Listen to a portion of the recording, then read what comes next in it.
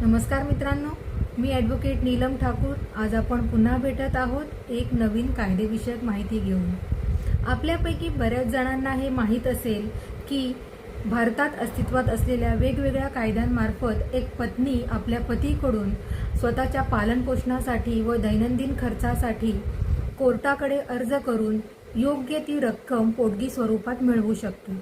परंतु आपल्याला हे माहीत आहे का की एखादा मुलगा जर आपल्या वयोवृद्ध व स्वतःला सांभाळण्यासाठी असमर्थ असलेल्या आई वडिलांना सांभाळण्यास नकार देत असेल तर अशा स्वरूपात ते आई वडील कोर्टाकडे अर्ज करून CRPC सेक्शन 125 अन्वये त्याच्याकडून योग्य ती रक्कम खर्च म्हणून पोटगी स्वरूपात मिळवू शकते व स्वतःचा सांभाळ स्वतः करू शकते।